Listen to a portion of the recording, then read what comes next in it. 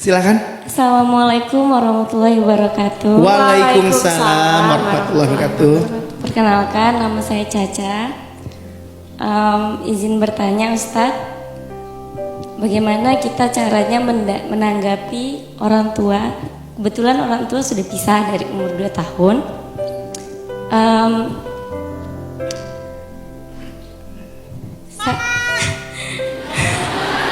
Belum, Ibu belum. Security tolong diamankan.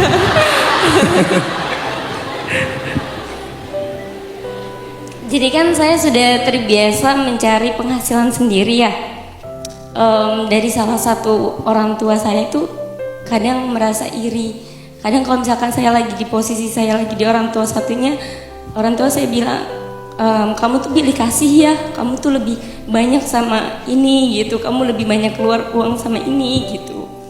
Jadi saya tuh bingung kadang posisi saya tuh harus seperti apa sebagai anak gitu. Saya juga merasa mungkin perbandingan orang tua saya dan salah satunya tuh memang beda mungkin ya. Cuman ya karena saya sebagai anak juga harus apa gitu kan, gitu Ustaz.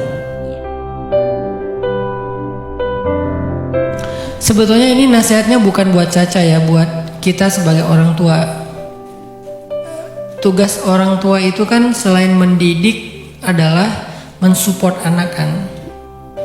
Maka orang tua yang paling tulus cintanya kepada anak itu adalah yang paling support system terbaik buat anak itu. Dia kayak selalu berpikir tentang menjadi support system, bukan meminta support system dari anak. Sebaliknya, aku bisa dukung apa ya? Nak, kamu mau jadi apa? Kamu butuh apa? Kamu gimana? Kamu bahagia nggak? Nih ada satu pertanyaan yang hari ini butuh ditanyakan sering-sering oleh orang tua kepada anak. Nak, kamu bahagia nggak? Saya kalau anak pulang sekolah, saya nggak nanya gimana sekolah pelajarannya hari ini, gimana nilai kamu hari ini. Saya selalu tanya, kamu bahagia nggak di sekolah? Tapi bahasanya beda. Bahasanya, bang, di sekolah seru nggak?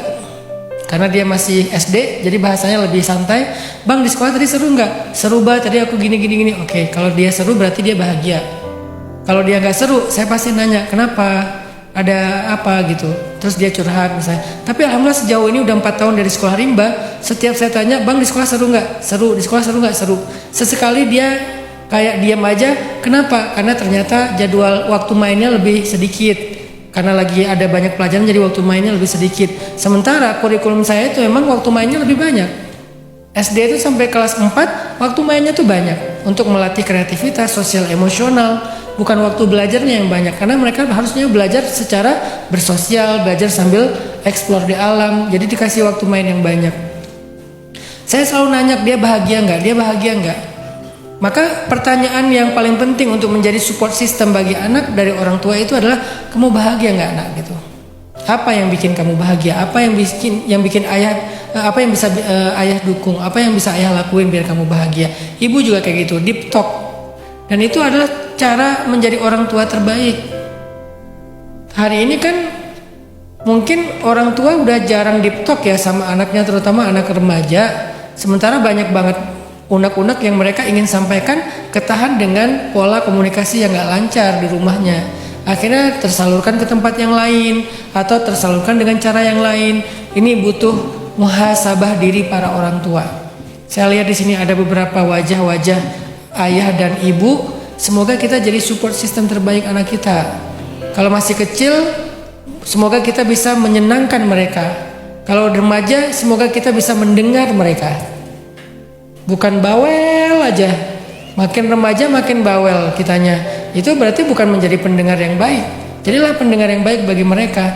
Berikan waktu deep talk sama mereka. Jadilah konselornya mereka. Kita harus mengerti tentang psikologi mereka. Walaupun kita bukan psikolog, setidaknya yang dasar-dasar aja, yang masih normal, yang general aja. Oh dia anaknya feeling, kalau feeling kayak gini. Oh dia anaknya perceiving, kalau perceiving kayak gini. Kita coba belajari dikit-dikit. Itu bagian dari cara kita mengenal dia kan. Mengenal anak itu bukan cuma aku lebih tahu tentang kamu, kan aku yang ngelayarin kamu. Aku lebih tahu tentang kamu, kan aku yang nafkahin kamu. Belum tentu. Kan dia berubah-ubah dengan setiap pengalaman di luar rumah. Dan belum tentu, kan kita baru mengenal dia secara zahir. Udah kenal belum batinnya? Udah kenal belum jeritan hatinya? Udah kenal belum dengan luka mentalnya? kita perlu kenal itu juga. Jadi belajar psikologi anak bagian dari mengenal anak. Dan orang tua wajib itu bukan sunnah ya, wajib. Orang tua wajib mempelajari psikologi anak. Kalau enggak dia akan salah treatment kepada anaknya.